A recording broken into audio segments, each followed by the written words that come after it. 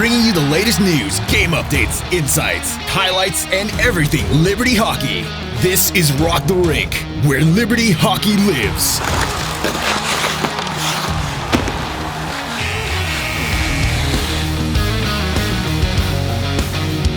Welcome back to the Rock the Rink podcast. Thank you so much for joining us. Lots of Flames on the road this weekend, specifically our men's D1 team getting the split over Adrian. Some things never change. Another year, another split. So we're going to break all that down. And every team dropped game one, but then won game two. So a lot of stuff to talk about. First, this week's Rock the Rink podcast is brought to you by the Virginia Army National Guard. The next greatest generation is now, and it begins with you. Get a head start on your career in exciting fields like science, communications, engineering, and medicine, along with tuition assistance in the Virginia National Guard. To learn more about the Virginia Army National Guard, check out Join VA Guard on Facebook and Instagram, or email us at nationalguard@liberty.edu. That's nationalguard@liberty.edu. So, Rhett, welcome back. Hey, thank you. Yeah. Mikey Williams made sure he was so disappointed. I know. I was kind of. I saw it was Mikey, and I was kind of bummed. But I know, he said it too. He was like, "Why isn't Rhett not here today?" I know, it's a busy work day with football. That's right. Paying the bills. That makes sense. Yeah. Midweek on the mountain. We get it. Kurt, do you want to join us? You're actually like off camera. Just scoot there. There you go. There you go. Oh, I don't want to block you. No, now I'm uncomfortable. I'm going to get chirped now. Yeah. So our men's D1 team going up to Adrian, we talked about it. The first real test of the year to this point, playing the former national champs. FGCU has something to say. Oh, well, yeah. Going into it. No, big test. Oh, yeah, big test. And, we just want to see how this, freshman class would react, And I feel like it came out, 2 wins is what you're going for, but I think that if you're going to drop one game, you're kind of happy with the way things turned out. And let's just be honest, it's really hard to win a game where you're on the power play, the PK, 6 times in the first 30 minutes. So I feel like coming out of that 1-0 was one of the better scenarios that could have happened. Yeah, I think it was huge. I look at this weekend, and especially game one, like you said, if you're on the PK that much throughout the first 30 minutes of a game, it's so hard to get into a flow. The other team has all the momentum because it's basically just a shooting gallery for them, right? Yeah. So the fact that the Flames D and Kausch were able to keep this just a 1-0 loss, I think was huge. I was really, when Pat texted me that night, was like 1-0 was the final, I was like, man, that was a good road loss. Yeah. I know you don't want a good road loss, but still at the same time, I think that was a big step for the boys, and then seeing them win game 2, not surprised at all. Yeah, and also Konrad Kausch, he was phenomenal in game 1. Yeah, he was. He played great. And then, you look at the Adrian PK, in their series before Liberty, their PK held their opponents 2 for 16 on the power play. Yeah. So they have a really good unit there. I feel like just from watching Adrian this time around, I don't know, it didn't seem like the same Adrian that won the national championship. It looked just a little bit less physical, less gritty, less of the Adrian that we're used to. I don't know. Do you have a different opinion?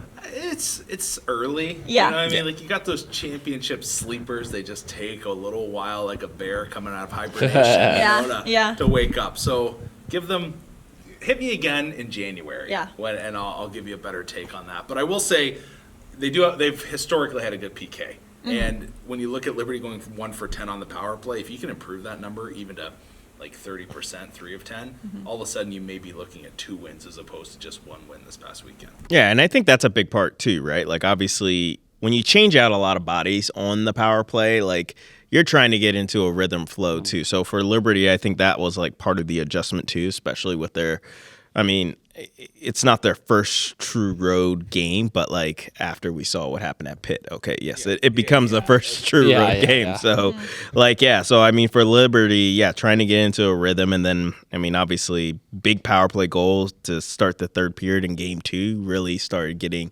the offense going, and then Liberty didn't look back as they outscored Adrian 3-0 after they got that power play marker. Yeah, and then Jackson Versalano gets the game winner in game 2. Hey, I feel like that's a big weight off the shoulders for this team. Especially if you battle the way you do in game 1, you want to leave there with 1 win. You don't want to go through 2 games like that, barely losing. And then you also talk about the physicality, obviously, whenever you're playing an Adrian team like that. I feel like you look at the PK unit.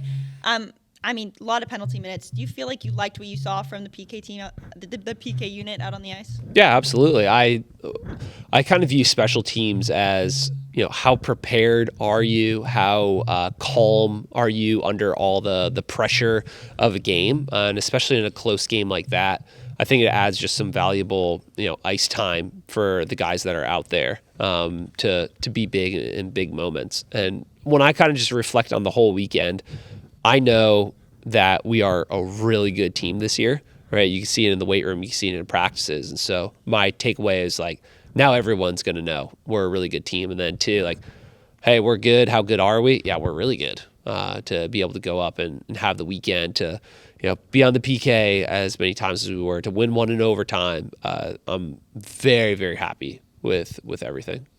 I'm happy, but I will say, I think moving forward to win national championship, you have to win the special teams battle. And the truth of the matter is that Liberty did not in both categories.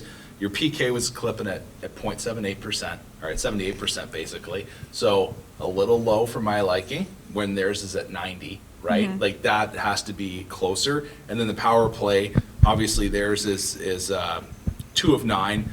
I didn't do the math on that. Where yours is at only 10%, theirs is what? 2 of 9 is over in between 20 and 30. So you're, like, I think there's adjustments that need to be made there. But considering that you did take one of these games and they had the advantage in both areas of special teams play, I think that's a really positive sign. If you can get the power play clicking, and I'll say this, you're on the road, I'll take I'll take just under 80% on the PK on the road at Adrian, especially considering that you had 6 power plays against in 30 minutes. I think that number is actually pretty good. But it's like those are little details that can get lost when you just look at, oh, you went 1-1. But if you can shift those margins just a bit, all of a sudden I think you're 2-0.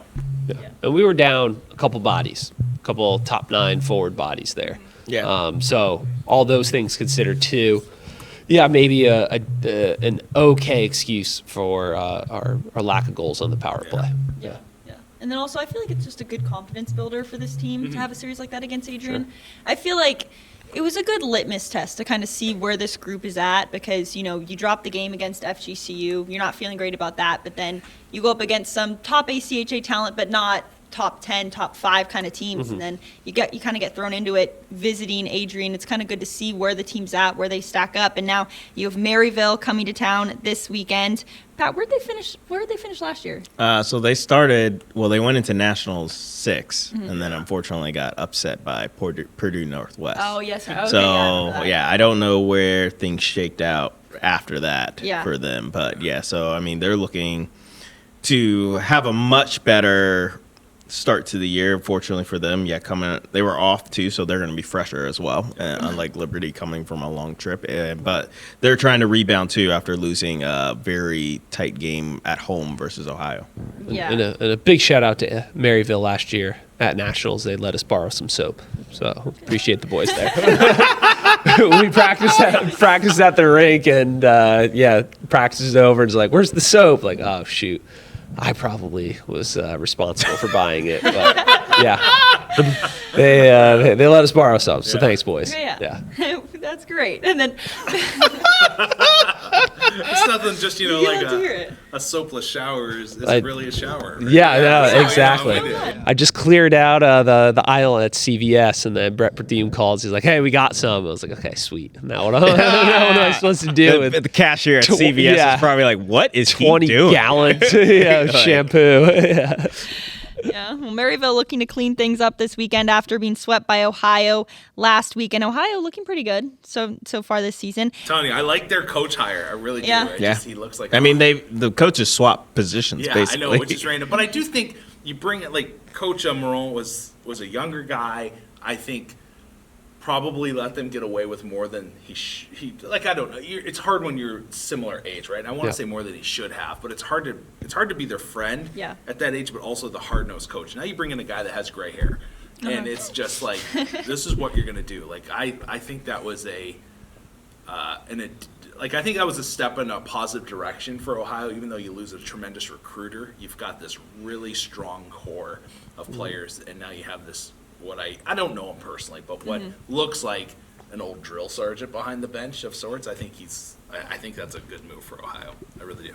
Yeah, and you can see it so far this season. Yeah. And now Maryville. I always get pumped up for these Maryville series. I love Coach Hogan. Yeah. I love the way he leads that team, and I just think they're a physical, fun team to play against. Yeah, so it's going to be an exciting series to watch. Whenever I think of them, I think just physical. Mm-hmm. They grind. They play a really solid game. They're not really prolific offensively, but they're just going to beat you 3-2. So I think this is a great step. Another great test this weekend for Liberty. Adrian they can score, but they can also grind you down. This is just going to be a battle this weekend for 120 minutes, maybe more through both games. The one area I look at this weekend for Liberty is how will their defense be able to handle these groups of forwards that want to just get the puck in deep and grind you down. That's going to be the key for me this weekend series. Can Liberty be efficient on their outs on defense, transition from getting a puck dumped in and getting it out of the zone? And they've done really well this year, I feel like, of not turning the puck over in the defensive zone. It's funny, when they started off, it was UNC. I was like, oh boy. First period, I'm like, we're turning the puck over to the Tar Heels. This is not good. But then something happened. Boom, they cleaned it up. Like in the second period, I'm like, okay, that's better. And then it's been clean pretty much ever since then. I know there's turnovers here and there, but like for the most part, I've been really pleasantly surprised with how careful the Liberty D's been with the puck. But I think this is a huge test this weekend with Maryville.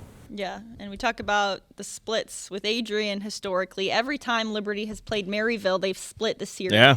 So Maryville's probably pretty pumped up about that. They're trying to get a win on the board after a tough weekend. But a big part in getting 2 wins for Liberty is going to be the goaltenders in net. We had a chance to talk with them earlier. All right, we're so excited now to be joined by both of our goaltenders for the men's D1 team, Nick Bernstein and Konrad Kausch. Kerr, we're outnumbered now. There's more goalies at this table than non-goalies. Oh, wow, I never thought of that. Yeah. I'm retired. Yeah. So we're super excited to have them here. They're off a big weekend against Adrian. I just want to start with Nick. Nick, you're from Valley View, Ohio, correct? Technically Cleveland, though. It's Cleveland. Yeah. How do you feel about Cleveland? This is a loaded question. Opener. Yeah. It is the best city in the world, in my opinion. That's the best. That's so true. Okay. Why do you like Cleveland? Yeah, let's dig into this. Okay. Why? Seriously, I was going on a trip. And Cleveland was our first stop before we went to the Football Hall of Fame. And I went to this park, Lakewood Park. Mm-hmm. Yeah. And I just looked at the lake and I just teared up. You could see the Browns. Okay. Yeah. You could see the Browns Stadium right there. I love football stadiums. And the city, the Great Lakes, incredible. So I just think Cleveland don't you feel like it gets so much hate for no reason? Yeah, so. It's interesting you say that because as a kid, being a Toronto guy, I always was told that Cleveland was just a dirty city that you didn't want to go to. That's why I was I've never been there, but I've always just been told that. I took a stroll downtown, got a burger. And you're still here? Yeah. I'm still here. Exactly. Yeah, so Cleveland's a great place. And then Konrad, you are from Minnesota, correct? Yes. Duluth. You're from Duluth, yeah. And then you came into this program you played for the Alexandria Blizzard with Hayden DeMars and Mike DeBrito, right? Yep. Could you walk me through, the time you played with them, how you guys kind of all gained together and ended up here? Yeah, so Hayden and I have known each other for many years now. He's from about an hour and a half from where I am. So grew that connection quite quick. And then with Mike, we all came to the Alexandria Blizzard my age out year. And about 15 games left in the year. And great time because, they were in a position to make playoffs. And so for us coming in as older guys, we played a really big role that we didn't see ourselves fulfilling on our other team. And the connection grew right away, really tight locker room. And especially with those two, with Mike and Hayden, it was quite evident that, that their paths with hockey, they wanted to play college hockey, but also grow in their faith and their walk. And for me, that was one of the most important decisions. And, not a better place to be than here at Liberty. So chips kind of fell into place with all three of us landing here. Going way back, was there any Minnesota high school hockey rivalry with Hayden? Or you guys just didn't? Oh, okay. All right. we Grand Rapids and where Hayden played high school, and Yeah. then Duluth East where I was at. We were always considered the top contenders for Section 7AA. Okay. Out of every section, you make it to the state tournament where you play at the XL. And there was always some clash going on between the Thunderbirds and Greyhounds. Oh, I love it. But it makes a friendship, now look so prominent and awesome as you look back at it and just kind of laugh and the glory days. But now we're actually in the glory days, in the moment. So it's cool to be here together. Did you ever go play at the XL? Yeah. Did you get like the flow line? Like that's one thing I always The like here. with the hair. Yeah, with the hair. Whoa, wow.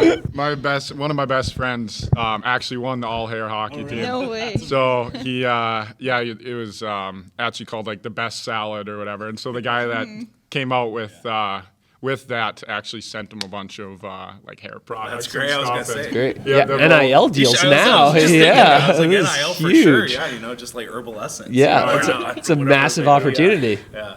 So So Duluth, is that where the clothing company's at? Like a base out of? Duluth Trading. Yeah. They have a couple stores there. Yeah, I was gonna say that should be all you NIL deal, like Duluth Trading. me Just up. Yeah, Yeah. I don't know when I'd hook myself up if I could. Yeah, exactly. Yeah. Is it going to snow there these next couple days? I've been hearing they might be having some cold weather. Yeah, I was talking with my family back home yesterday, and it was already 30s and rainy and gross. Crazy. And their fall time is about 2 to 3 days. While the leaves are still on the trees. So, but yeah, no, snow will come this year. Last year was pretty soft winter, so they're predicting a pretty heavy snowfall this year. Good. And your parents just recently came down and paid you a visit here, right? They did. They sure did. They came down for the midnight game.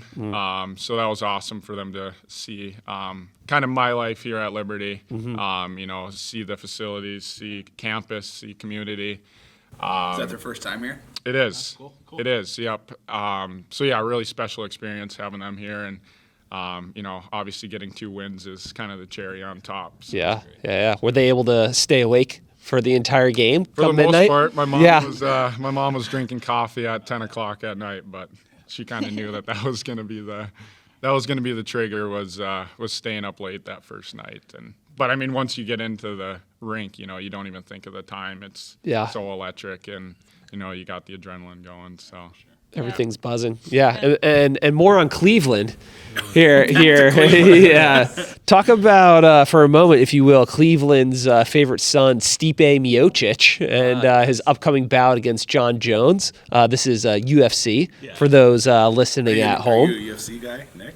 Yeah, I mean, when I can, I watch. I have some friends who Yeah. usually like. You're throwing him under Yeah. the bus. No. We've Okay, talked you've Stipe talked about this, before. okay. Yeah. Yeah. So I actually, I wouldn't say he goes to my gym. I go to his gym back home, so I like see him that way. And he worked with my dad at a fire department. Oh, neat. So I'm always cheering for him. Yeah. How you feeling against John Jones? Will he regain the title? I'm a little biased, so I say yes. Okay. All right. It's just If at you the want to keep stage. going to that gym, you better. say Yeah, exactly. I was gonna say. Yeah, not someone you want to frustrate or make angry there. Now, walk me through how you guys both became goalies.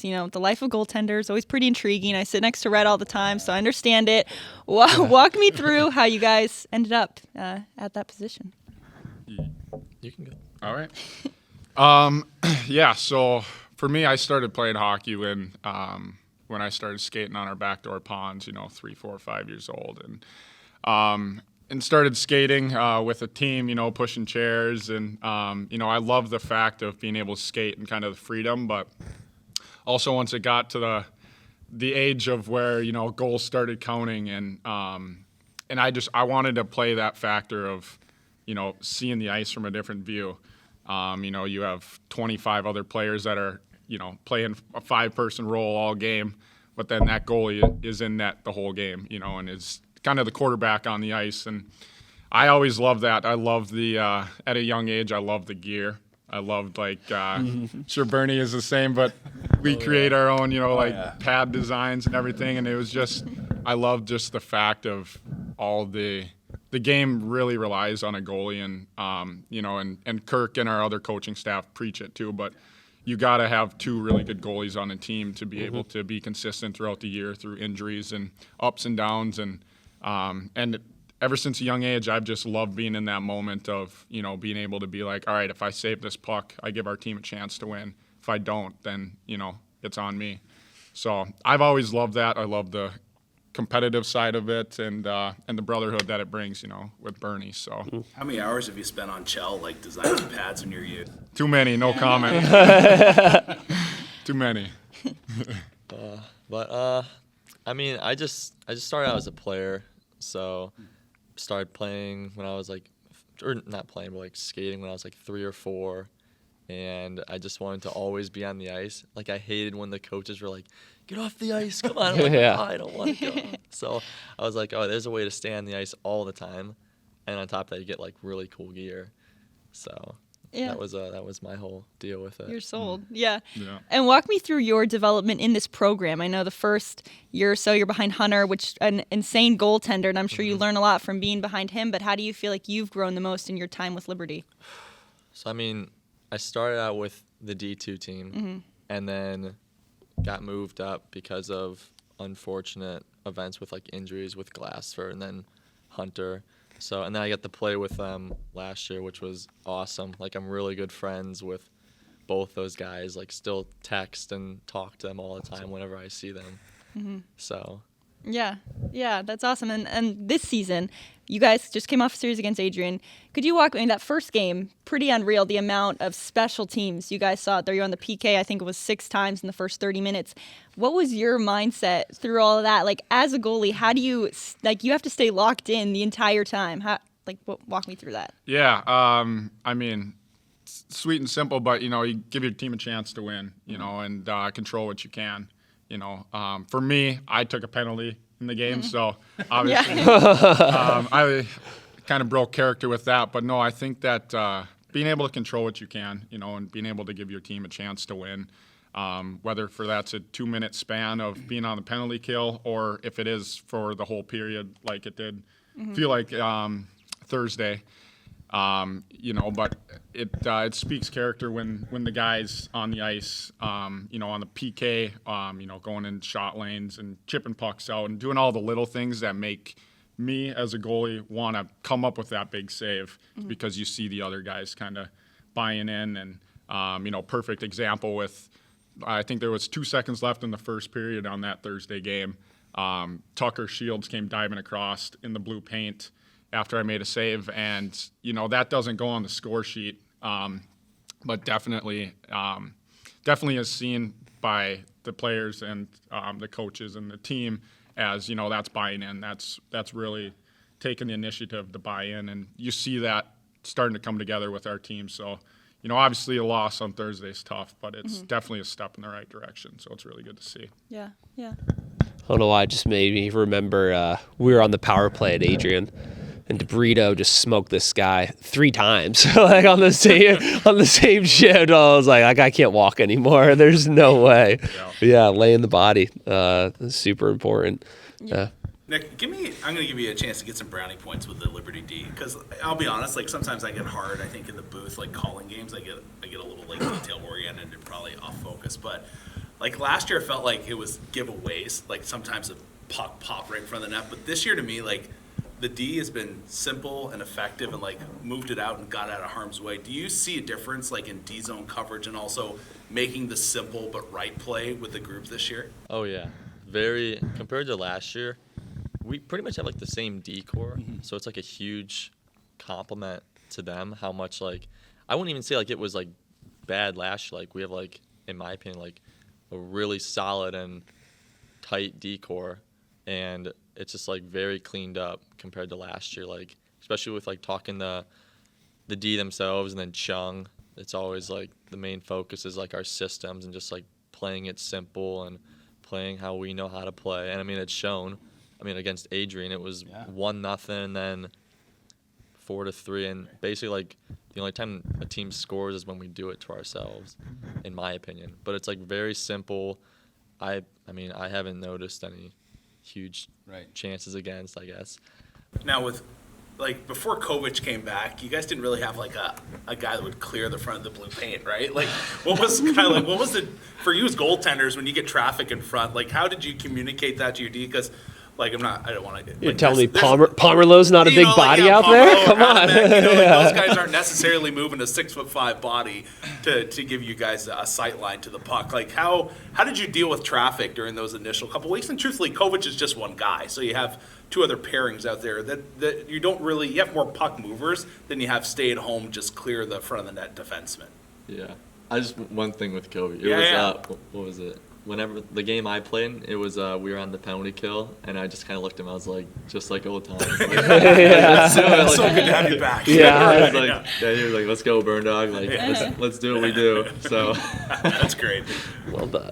Yeah, and then Konrad, you transferred from an NCAA D3 program.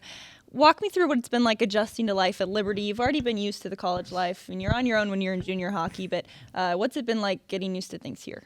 Yeah, so I guess I made that transition June this summer, and really fully committed to coming down to Liberty. And obviously the hockey side of things is an absolute cherry on top with how we get treated and, our fans and just everything in the hockey realm. But for me, education was a really big side of things, and I wanted to put myself in a position to excel after college, and whether that's through internships, being in college, or just real world scenarios. And for me, it was special because a place like Liberty, where we're able to grow in our faith and play the game that we love every single day. It was, like I said, it was a no-brainer for me to come here after my tour and just surround myself with this really great community. Everybody is so driven, and they want to do great things in the world. So it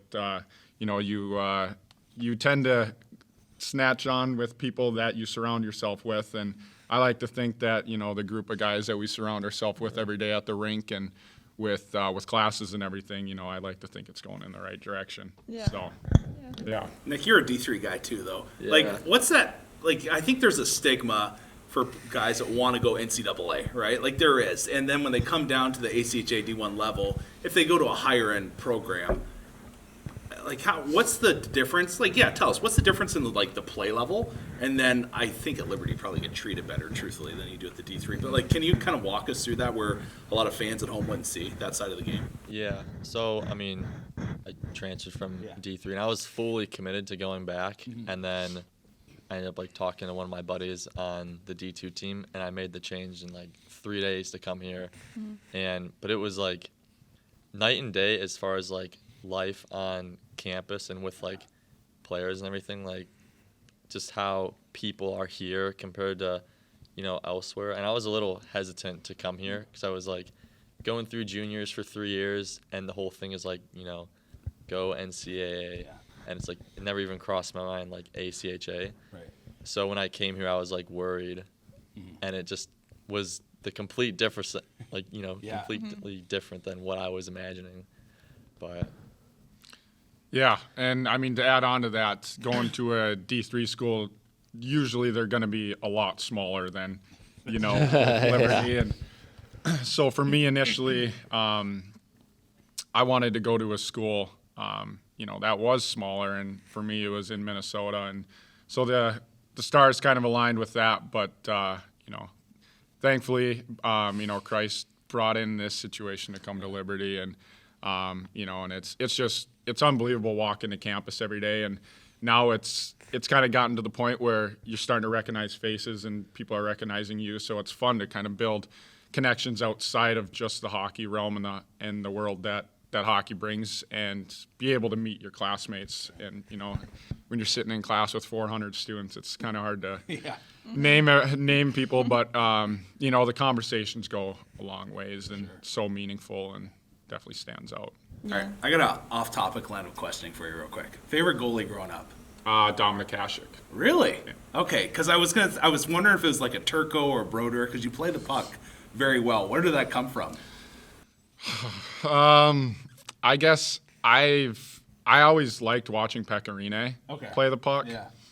I didn't start doing it until even really high school. I didn't do it a whole lot. Juniors, I kind of picked it up, had a little bit of leeway, with the coaches just being like, all right, you know what, you kind of have free realm of doing what you want. And through that, I kind of tried to pick up the creative side of things, you know, becoming a third defenseman, sixth player. And then, you know, I've gotten picked for it a couple times where the pucks ended up in the back of the net, but I was going to ask you about a good story where it just got burned. Like, not that I want to tell on here. But no, I just love, it keeps me in the game too. Yeah. You know, like an example would be the Delaware game where I'm not seeing as many shots as, you know, an Adrian. But it keeps you engaged through communication and through talking with your guys and moving the puck and engaging with the game. So I find it being pretty beneficial as long as I don't put myself and the team in a situation where the puck can end up in the back of the net. But my wife played goalie here, and her goalie partner went bar down on herself. Came out to play it, and then went to go rim it and just dink. Yeah. No, this Topzini. Oh yeah. Okay, just absolutely sniped on herself. That's tough. I feel like that's tough. That. Yeah. Oh my goodness. It's every goalie's dream to go bar down, but not on yourself. Got this, guys. Yeah. Don't worry, Coach. I know what to do in this situation. Rim the puck right into the net. So, fellas, we have some fan questions here. This one actually is coming from this morning with our women's Division I team, and they write in and they ask, what are some of the improvements that you've seen in your game so far this year, or kind of just like a small detail that's potentially made a big difference?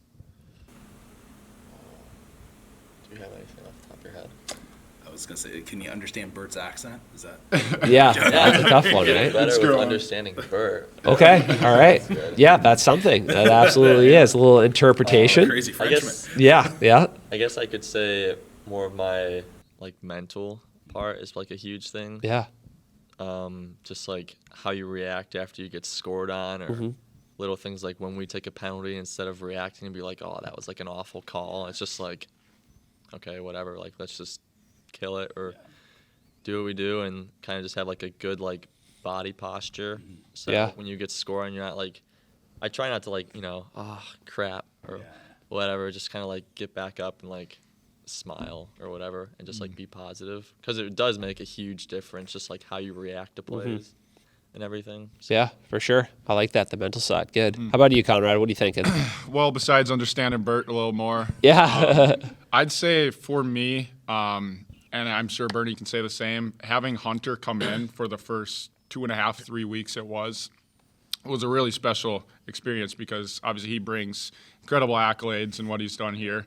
So being able to learn from him and see what he does, even off the ice, with how he keeps his body in shape, being able to play. But on ice, I like to think him and I have similar game styles, playing styles, so it was fun for me to kind of see how he moves around in the crease. And for me, I feel like at times I have a lot of wasted movement. So seeing him, how he can hold his feet a little longer and not always drop down, get back up, drop down, get up.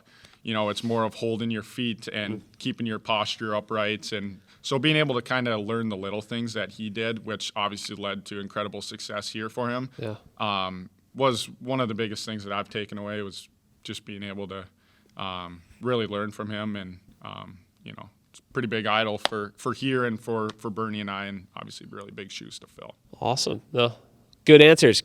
Now, this next fan question, as we kind of look ahead towards Maryville this weekend, more specifically for you, Nick, against Maryville last year. This is a series where you made your Flames debut here at the D1 level. So talk about how now, a year later, you're excited to face them again. Yeah, I mean, nothing changes. I'm still going to prepare the same way as we did last year for him. I remember like coming in last year, I was like really hyped up and everything, and knew that with people being injured, I had to step up. So, but now it's like just do my part and play my role. I know they're a really good team. Yeah. Possibly maybe see them at nationals. That like works with the conferences or whatever it is, but. Yeah, I saw a Hogan trucking truck on the road this weekend. Thought about old John, Coach Hogan.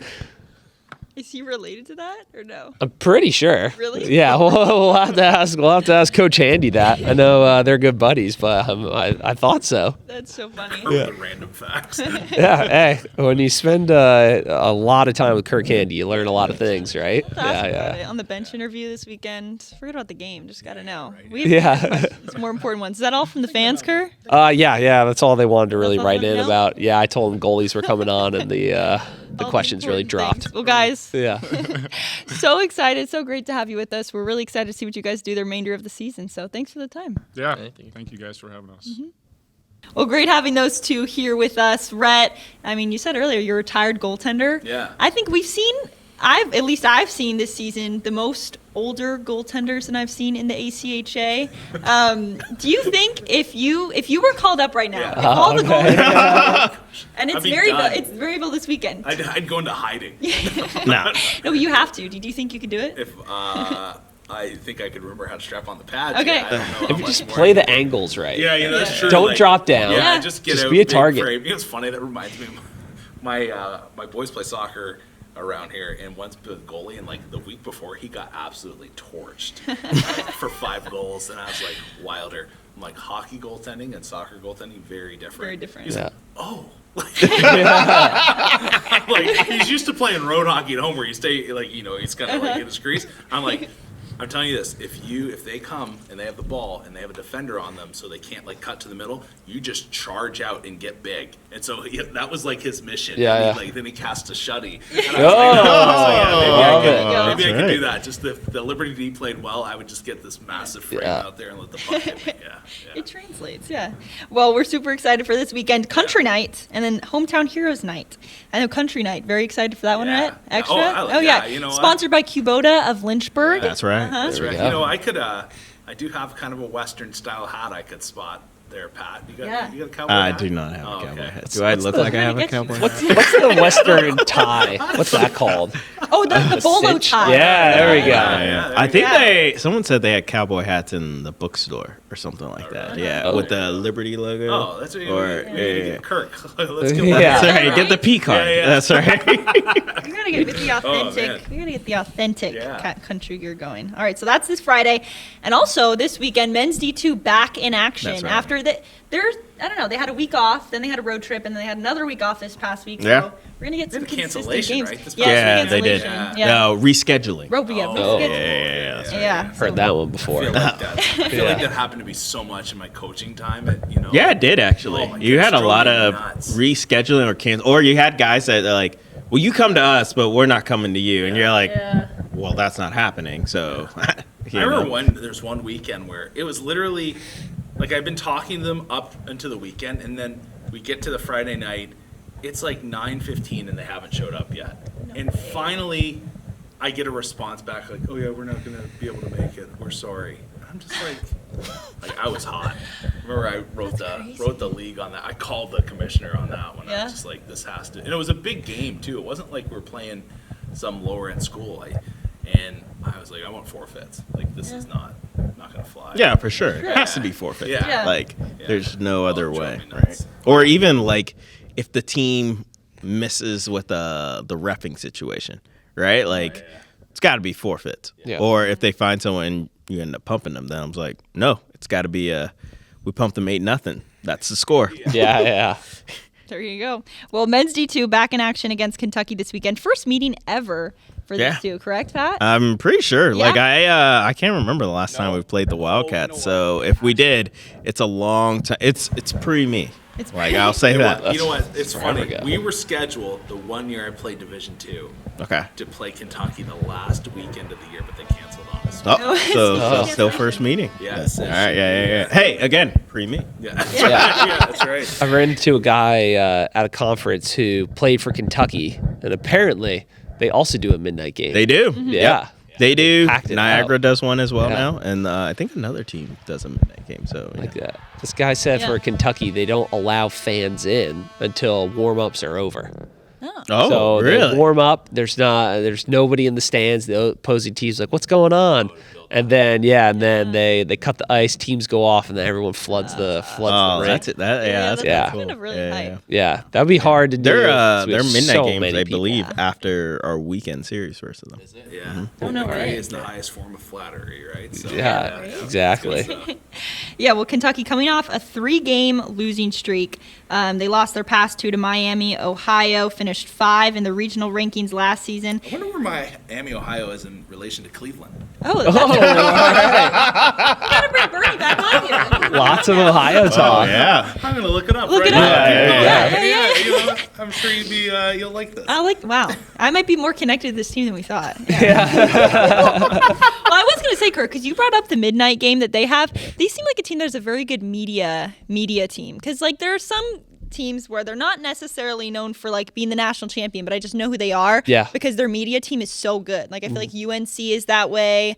NC State has a great media team, too. You just hear about them a lot. Kentucky's one of those groups. So I'm kind of excited just to see them. I always like seeing the Kentucky sweater. Seeing the Kentucky jersey. Oh, all right. Yeah.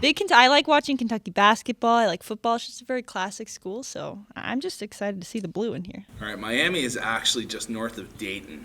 I love Dayton too. Oh my God! And he's moved to Ohio. Ohio's so Yeah, what's going on? Yeah. I went to the Pro Football Hall of Fame, Okay. and that just really I was just on cloud 9, and so everything Okay. I saw there, I was like, this is the best place on earth. So, yeah. I was in Pennsylvania this past weekend, and I was trying to see how far it was to go out of my way to pass through Ohio on the way back. It was like 2 hours, so I was like, you know what? I'll get back there soon, so...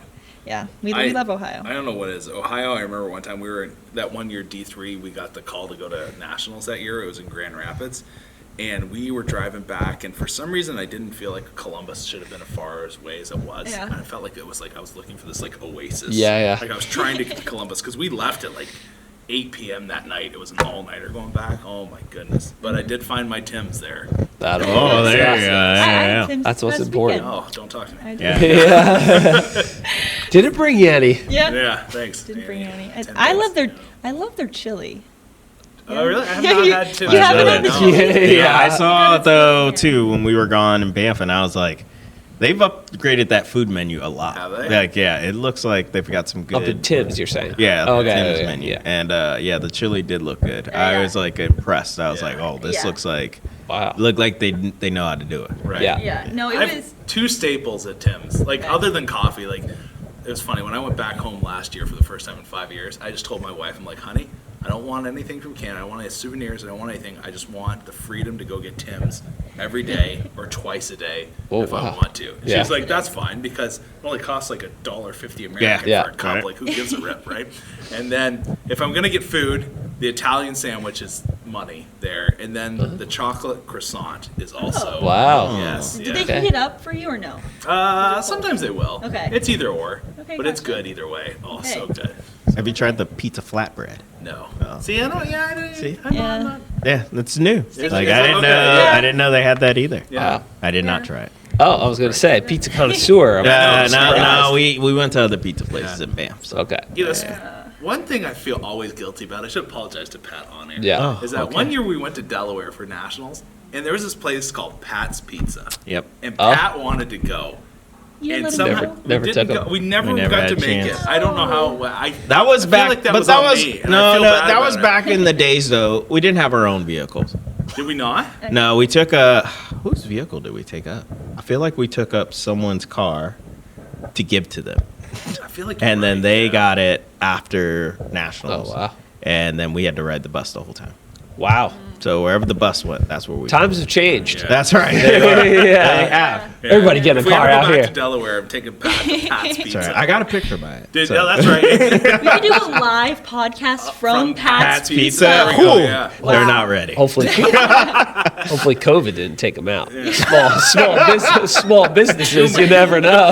Yeah. That's true. Before we move on, Pat, best pizza you've ever had? Cool, man. Best pizza I've ever had. Probably this place in Nashville. I think it was called Pizza Perfect, and it looks like little hole in the wall. That's Okay. usually the And best it ones. was fire. Have you Yeah. ever been to New York? or no? I have. The place we went to a popular New York place. I can't even remember it, but I just remember thinking, I was like, it's a little overhyped. It's like the Office, like goes to Sbarro's, get a classic New York slice. I'll tell you, this is good. People are off. The best pizza I've ever had was in Lynchburg. There was this little place. I know. People look at me like that, but there used to be this place in downtown called Chicago by the James. And there was yeah. There's I this know what you're old talking guy about. from Chicago, and that pizza was like this stinking thick. But like toppings, and it had like the thin. Like you'd eat a slice and you were full. It was so good, and then it closed down because the guy, like, I think he just got old, and you kind of was hit or miss. Yeah. You could only find it a couple of times a week where they might be open, but man, it was really good pie. It Really good. really was. Canada's not known for their pizza. No, I wouldn't say No. so. The place I went to had this place called Three Bears Company. They had actually good pizza. Three Bears. Yeah. And so that was good. But the second base, since you talked about Chicago, a place called Dominic's. That was a good place. Where's that at? So just outside of Chicago. Yeah, I've heard it. I think Dominic's is one of those spots. Yeah, Like, I feel and like that I've was heard good. of And that I didn't. before. I didn't get a Chicago-based pizza. Yeah. Like it was like square pizza, and I was like, Okay. this is. All right. It's the real deal. I'll be in Chicago in December. Oh, get to it. Yeah, hopefully you Jared and I get are pizza 0 this for time. 3 trying to get deep dish. Oh, really? No Yeah, way. like you can't just order it. It's like a whole thing because it's so thick. Yeah. It's like baking a cake. Oh, yeah. So yeah, yeah, that's true. I'll have a slice, please. Come back in 2 hours. Like, oh man, okay. If you're getting pie in Lynchburg, Pat, where are you going? Upper crust. Okay. Oh, no. That's the name of my favorite bagelery in Connecticut. I got excited. But Oh that's not yeah. even- Nope. Annie has her own bakery. Yeah, shocked it's not in Ohio. Great stuff there too. Yeah. Oh, traitor. We can just keep going about Cleveland all day, guys. But we got to talk about men's D3, okay? Split with Penn State. Right, you were calling. Did you only call game one? Yeah. You called game one. You called the unfortunate game. You can break down what happened for us with that. Yeah, I can't. I thought they were playing tremendous hockey, and I was saying on air, like, the way this D3 team was playing in that moment, like getting the puck in deep, they're grinding it low, they're winning 50-50 battles. I was like, man, Wags has got these guys rolling. Like, this is how it should be done.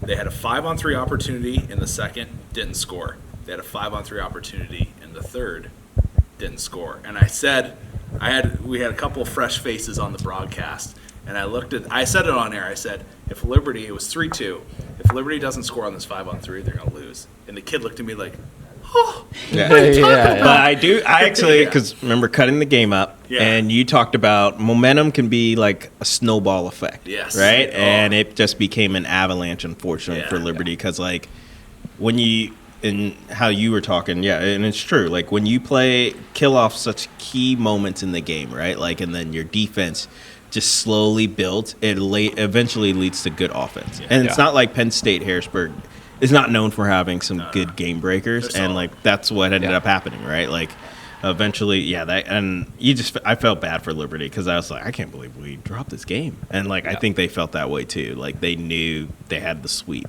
or like lined up. They should have, truthfully. Yeah. Like, and it just, like you said, they got rolling. They scored at the end of the 5-on-3. Like, literally, Liberty took a penalty in that third period 5-on-3, made a 4-on-3 LU. And then just at time as it expired on their power play, so it was technically a power play for Penn State, Harrisburg, they buried, make it 3-3, and it was like, it was done at that point. They come down moments later, posting in. And Yeah, it was a beautiful shot. It was a nice shot. Can't, yeah. Yeah, and Can't do anything that was about it. that. Yeah. Then game two, you get the win, which 3-1. Sure, you're really happy about that. And we had talked about it last week when Mikey Williams was on the pod. You know, they're really just excited for the makeup of the roster they have this year, because you have a really good combination of fresh faces with a lot of fifth-year guys, honestly.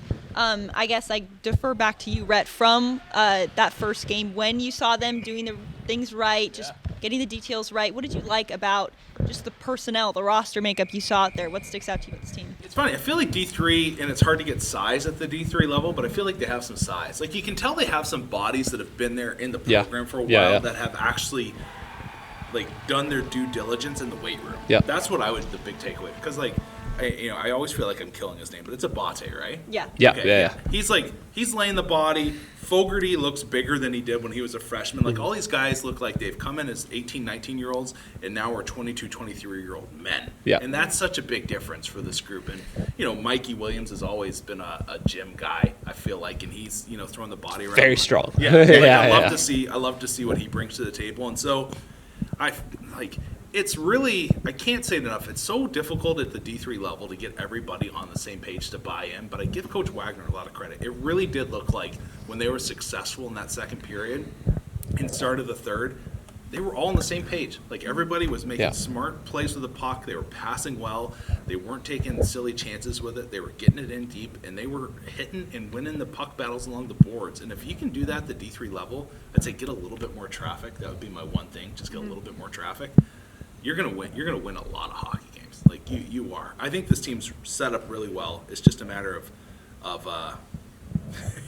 to take a line from old Coach Burt, who we mentioned earlier, step on their throat. Yeah. and take them down when you have the opportunity. And they missed that in the first game, but second game they come back with a big win. I was telling somebody too, I can't remember who, of like when you're practicing your power play for weeks on end against your team. Yeah. It's often like, it's just so hard, right? And so those 5-on-3 moments, while, they should have scored or, had good opportunities there, I think those will be good, valuable learning experiences as the year kind of goes on there. To have so many weeks of just like show up to practice without that game at the end. Like you could see it. Some guys were talking about it of like, all that anxiety sort of builds up. So hopefully now it's just good learning opportunities. I think, too, you have limited practice. Like, I'm sure most power plays practice just 5-on-4. Yeah. Mm-hmm. How often do you practice 5-on-3? Because it is a different animal. When you go from 5-on-4, it's a bit more spread out. Yeah. 5-on-3, you want to collapse, make their triangle get smaller and smaller and smaller, and squeeze them down. And not many teams do that anymore. Like, that is, like, you want to group them in so they're more, you move it, you're just kind of constricting them. And teams don't do that as much as they need to, should do, and used to. So that would be one area, too. I think it's hard. Like, it's hard when you're in D3 because you don't practice every day. At least I don't believe they do, unless things have changed. But a little 5-on-3 time probably could go a long way in certain areas. Yeah. Well, men's D3 is going to have a week off. They're not back till the weekend of the 26th and the 27th, welcoming Wake Forest to town. So can't wait to see him back then. And then we move on to women's D2, another split with Maryville on the road. That's a long trip. They drop game 1, 3-0, but they rebound, winning 6-4 in game 2. So overall, you look at it, pretty solid start to the season. They're 3-1 at this point. Now they're going to host their DV-CHC rival Rowan for a little series there. I feel like it's always so hard to say. Nice job getting that out. Yeah. That was really good. Okay. It's that and then ESCHL that always trips me up. ESCHL used to, but now it just kind of rolls off the tongue. Yeah. Saying it. Yeah, anyway, so Rowan's coming to town, basically. They went 3-1 against Rowan last year. It's a great opportunity for Liberty to just keep the train rolling. I mean, I feel like if you're Coach Leon, you got to love the way that your team has started the season. Yeah, for sure. I think for her, she said this last year, too. It's almost like the girls need a game to warm up. And obviously this weekend, all Liberty teams needed a game to warm up. But, yeah, like, it's crazy because, like, you think about when they played Maryville last year, you win 10-0 and then 1-0, like, in game 2. This year, you lose 3-0 and then win 6-4.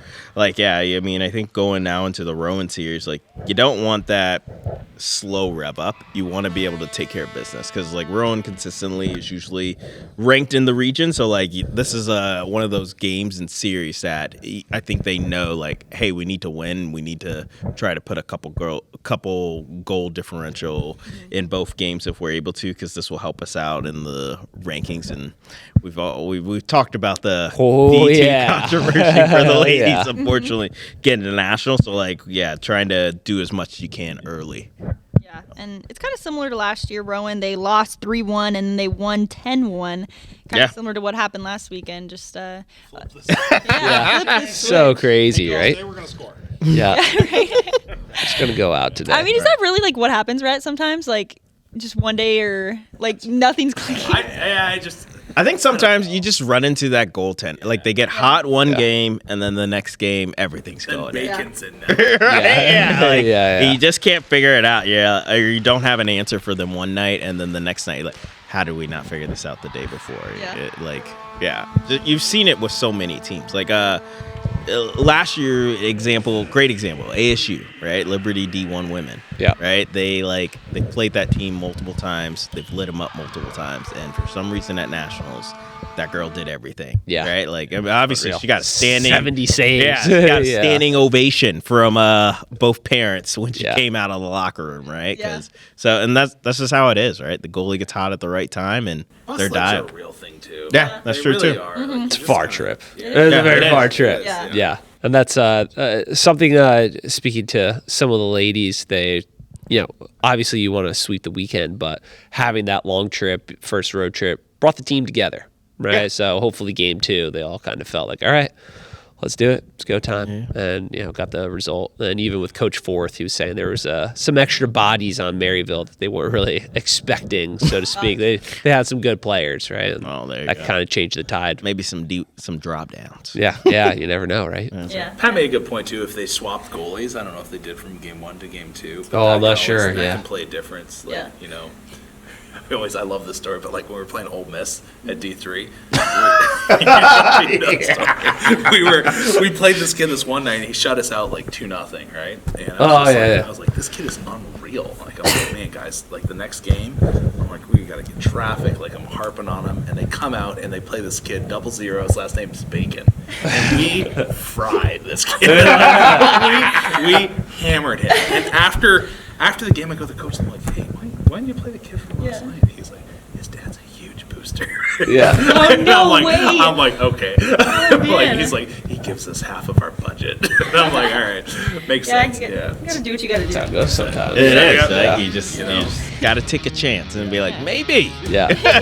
And Never know. right. Yeah. Well, Liberty will get to sleep in their own beds this weekend before they take on Rowan, so I'm sure that'll make a little bit of a difference. And we got 3 Flames teams at home. Some serious. That's right. Yeah. That's Should all okay, be. Ice Center. Yeah. Should all be some good games Good too. games You're, coming up. Big Yeah. into hockey. Rhett, you calling any other ones besides men's D1? Hey, I don't know. I have to check with the wife and